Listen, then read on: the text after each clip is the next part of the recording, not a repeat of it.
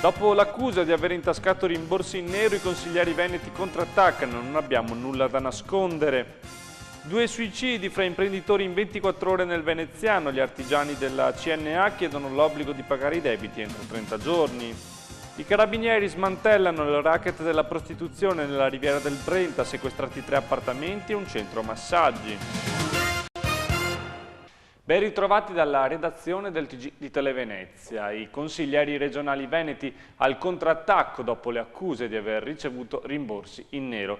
C'era un clima di tensione oggi a Palazzo Ferrofini quando il Presidente del Consiglio, Clodovaldo Ruffato, ha presentato il rendiconto dei compensi dei consiglieri dicendo che non ha nulla da nascondere. Noi non siamo ladri e i rimborsi sono esentasse per legge, ha dichiarato. A dire il vero, dall'elenco mancavano i rimborsi chilometri che spettano a tutti i consiglieri per raggiungere Venezia dalla loro abitazione, ma soprattutto brillavano i rimborsi forfettari di 2.113 euro al mese per i 60 consiglieri uguali per tutti e senza pezze giustificative anche durante il mese di agosto, quando Palazzo Ferrofini è chiuso per la pausa estiva. Sentiamo come chiarisce la vicenda Clodovaldo Ruffato. La cosa che più ha scandalizzato i telespettatori di Televenezia è la notizia che la parola rimborso indica una cifra fissa che viene data senza pezze giustificative. Allora, abbiamo cambiato metodo di erogazione di questo rimborso facendolo transitare attraverso i gruppi per avere un maggior controllo.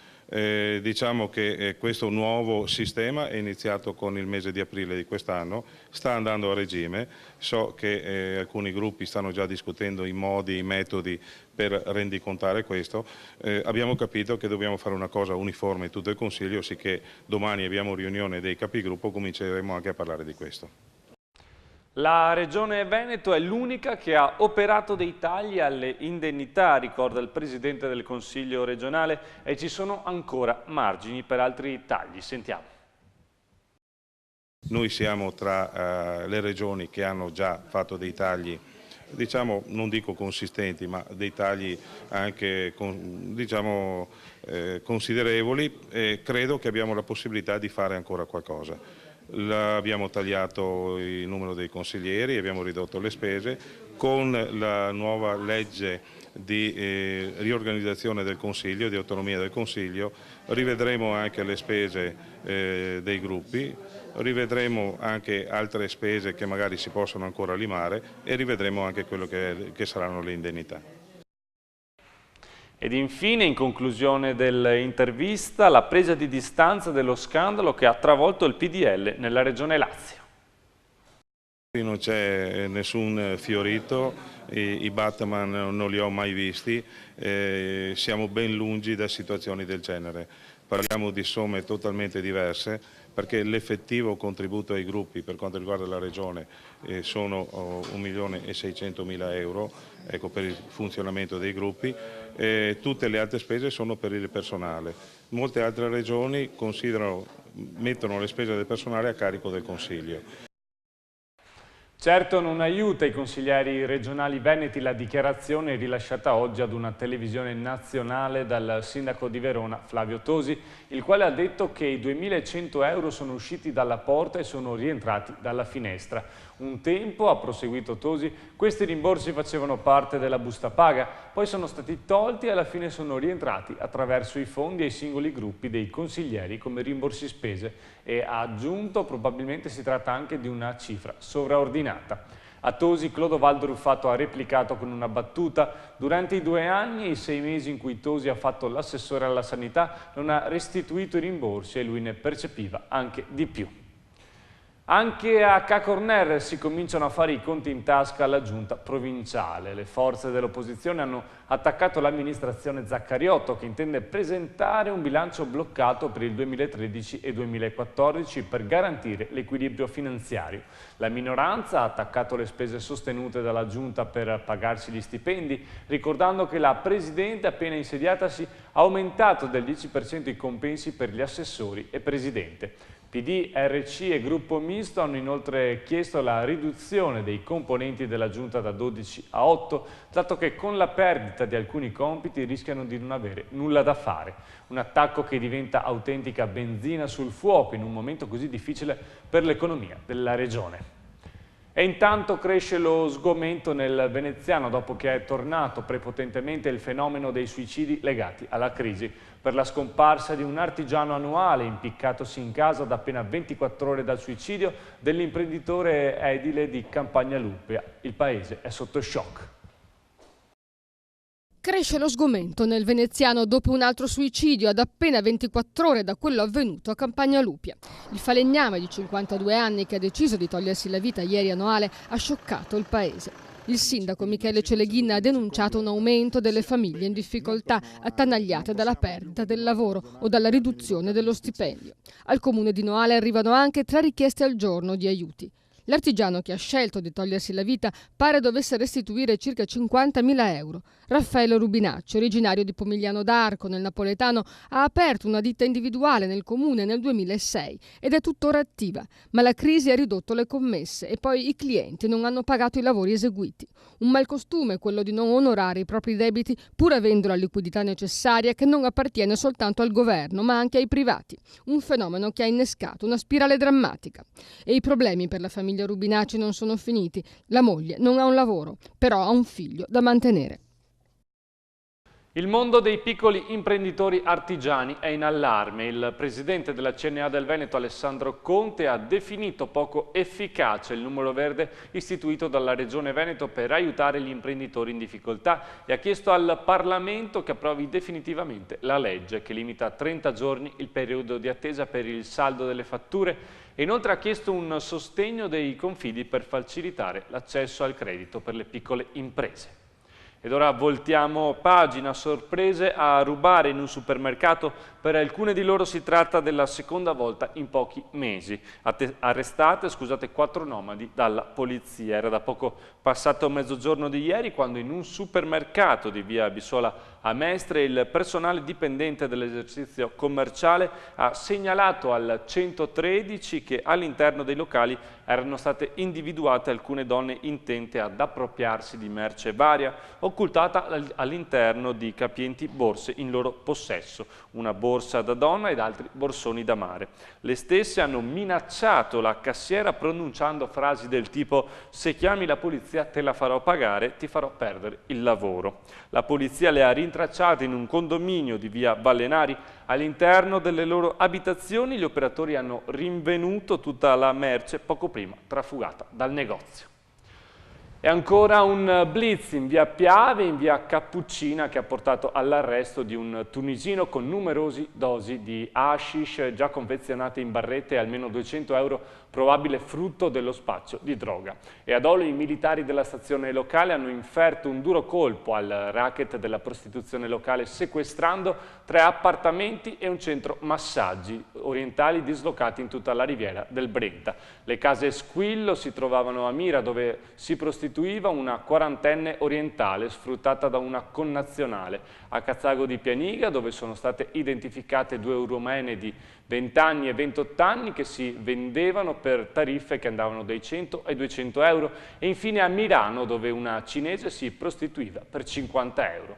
Ancora un blitz in via Piave e in via Cappuccina che ha portato all'arresto di un tunisino con numerose dosi di hashish già confezionate in barrette e almeno 200 euro probabile frutto dello spaccio di droga. E ad Olo i militari della stazione locale hanno inferto un duro colpo al racket della prostituzione locale sequestrando 3 appartamenti e un centro massaggi orientali dislocati in tutta la riviera del Brenta. Le case Squillo si trovavano a Mira dove si prostituiva una quarantenne orientale sfruttata da una connazionale, a Cazzago di Pianiga dove sono state identificate 2 rumene di 20 e 28 anni che si vendevano per tariffe che andavano dai 100 ai 200 euro e infine a Milano dove una cinese si prostituiva per 50 euro.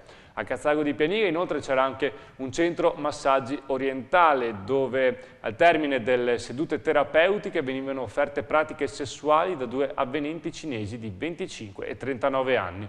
La titolare è stata arrestata per favoreggiamento e sfruttamento della prostituzione. E lo spazio delle vostre segnalazioni. Se i treni sono sporchi è anche colpa dell'inciviltà dei passeggeri. Nelle immagini che ci sono state inviate da Luciano Ferro di Quarto d'Altino sono immortalati utenti di Trenitalia che appoggiano i piedi sui sedili, alcuni appoggiano pure le scarpe. Le foto che vedete sono state scattate il 22 settembre scorso sul treno Venezia Quarto alle 13:43 e alle 19:24. Ed ora occupiamoci dell'area metropolitana, iniziamo dalla provincia di Venezia per parlare di ricollocazione professionale in ambito turistico. Sentiamo. Industria veneziana in crisi. Per fortuna il comparto turistico iesolano è pronto ad assorbire quei lavoratori che hanno perso l'occupazione nel 2011. La giunta provinciale ha infatti approvato una delibera che ricollocherà nell'ambito del settore turistico alberghiero una trentina di lavoratori lasciati a casa. Via libera alla pulizia del canale Taglio a Mira. Il corso d'acqua verrà finalmente liberato dalle tante piante galleggianti che lo ricoprivano. Il genio civile, sollecitato dal sindaco Alvise Maniero, ha avviato le operazioni di sfalcio e manutenzione che si concluderanno il 31 ottobre. Qualche disagio al transito. Il caro gasolio strangola la pesca. Negli ultimi 10 anni il prezzo è quasi triplicato. L'allarme viene dalle cooperative chioggiotte, che lamentano anche una minor pescosità dell'Adriatico e la concorrenza insostenibile dei croati, avvantaggiati dal gasolio nautico a buon mercato. Si auspicano regole precise anche per loro. Ci spostiamo nella Marca trevigiana, dove il calo delle nascite sembra essere una diretta conseguenza della crisi attuale. In provincia di Treviso si possono ipotizzare circa 3.000 bambini non nati come conseguenza della crisi. Il dato emerge da uno studio della Confcommercio sulle donne imprenditrici, costrette dalla difficile contingenza a slalom sempre più estenuanti fra casa e lavoro, a discapito prima di tutto della maternità. No al centro senza auto. A Montebelluna gli esercenti contestano il put del sindaco Marzio Favero, con il centro chiuso alle auto e il traffico deviato lungo un anello a senso unico su modello trevigiano. Non accettano in particolare di fare una prima sperimentazione sotto il periodo natalizio, semmai dopo.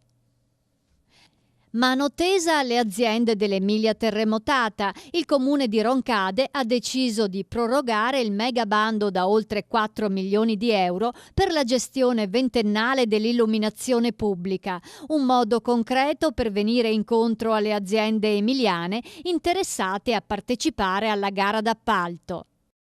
Andiamo infine nel Padovano, dove diminuiscono le famiglie straniere che chiedono aiuti economici e aumentano invece le italiane. Sentiamo.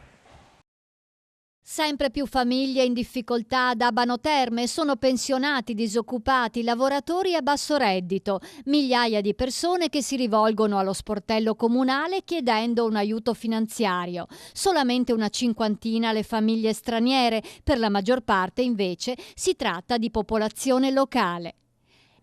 Economia dell'Alta Padovana in sofferenza, crolla in particolare il settore dell'edilizia con una contrazione del 3,7%, male anche il manifatturiero e l'artigianato. Stando ai dati diffusi dalla Camera di Commercio, a dare segnali positivi è invece il settore della ristorazione, cresciuto di circa il 10%.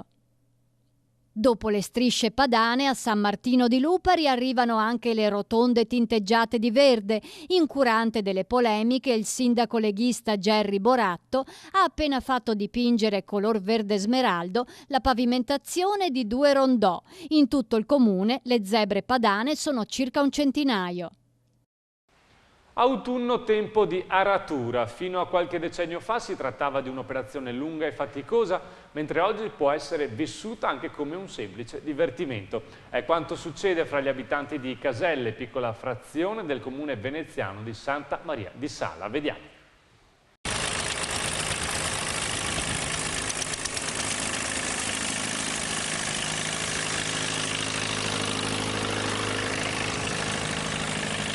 Pezzi grossi che fanno spettacolo. Sono i trattori d'epoca che per un'intera mattina si sono messi in fila a tracciare il solco. Vista così, l'aratura è proprio una bellissima festa e infatti a Caselle, frazione salese ai confini col Padovano, l'appuntamento si ripete 2 volte l'anno con straordinaria vivacità. Colpisce soprattutto la varietà dei partecipanti, perché accanto ad agricoltori di mestiere ci sono anche tanti semplici appassionati e poi conducenti incredibilmente giovani, evidentemente figli d'arte. E ad ammirare la ventina di macchine agricole perfettamente conservate e ben funzionanti, intorno al podere della famiglia Basso in via Fratella sono arrivati tantissimi spettatori, da chi un po' in là con gli anni ricorda addirittura l'aratro coi buoi, a intere famiglie con bambini, questi ultimi in estasi una volta saliti sul trattore e impugnato il volante. Il fascino di questo antico lavoro è realmente intramontabile e dunque valeva la pena trasformarlo in una piacevole attrazione, proprio come hanno fatto i volontari del gruppo Festeggiamenti di Caselle. L'aratura è sempre la stessa perché la funzione è sempre la stessa, cambiano i mezzi, perché una volta venivano adoperati arati e trainati da mucche, da cavalli, da buoi. Adesso con il progresso tecnologico è chiaro che sono cambiati anche gli strumenti, quindi la vita anche per un contadino è molto più facile, quindi una volta era anche un po' un sacrificio, un lavoro abbastanza duro perché la sveglia era presa al mattino presto perché arare campi di terra con il passo delle mucche è chiaro che i tempi erano molto più lunghi e quindi adesso sono macchine che un giorno fanno tanti ettari con facilità, macchine che sono molto progredite, macchine che sono praticamente quasi delle utilitarie, se non meglio delle utilitarie, insomma. Il profumo delle zolle rivoltate, la terra che finalmente respira, lo sbuffo rumoroso dei trattori. Dalla notte dei tempi, arare i campi è qualcosa di umile ma importante, un'immagine fortemente simbolica e vitale. Veniamo su alle 4 della mattina con i vacchi a arare perché le macchine non c'erano. Dopo il 50 delle macchine e ora non si va più con i vacchi. Dopo un po' la terra non ha mai già paschei e ora tutti a ramona. Appassionato cultore delle tradizioni contadine è anche il sindaco di Santa Maria di Sala, Nicola Fragomeni. Nella sua terra sente un'infinita ricchezza. Abbiamo visto sfilare i nostri trattori, sono tradizioni e radici che si svolgono ogni anno, da tanti anni. Tutta la cittadinanza la partecipa, ci troviamo tutti insieme, mangiamo insieme, festeggiamo insieme perché questi sono valori che devono rimanere all'interno delle nostre tradizioni, non devono essere perse e noi faremo tutto il possibile perché questo avvenga. Il Comune di Santa Maria di Sala, con gli assessori che ho qui vicino a me, con i consiglieri, con tutti quanti quelli che si vogliono proporre per far sì che queste manifestazioni rimangano delle manifestazioni importanti per il nostro paese, sono i ben accetti, noi siamo assolutamente vicini a queste persone, a questi uomini che ci ricordano le cose semplici della vita ma che sono le più essenziali.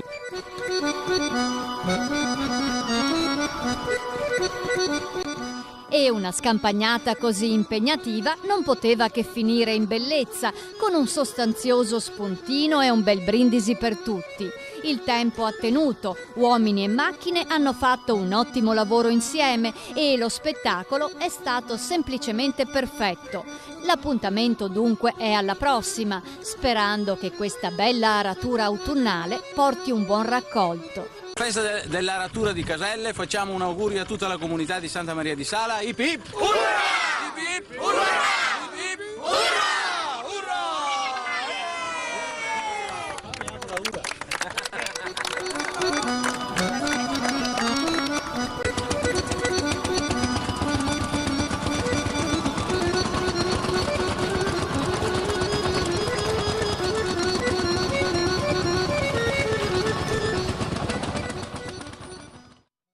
Ed ora vediamo insieme che tempo farà nei prossimi giorni.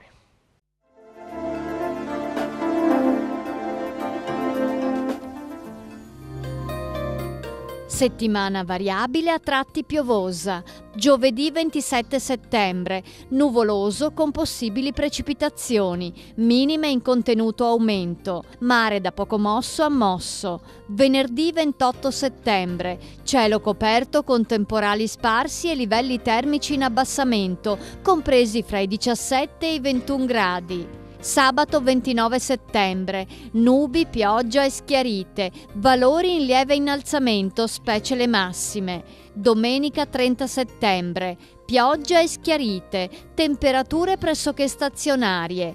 La marea di giovedì 27 settembre è normale, la massima alle 10:25 75 cm, la minima alle 3:55 meno 5 cm.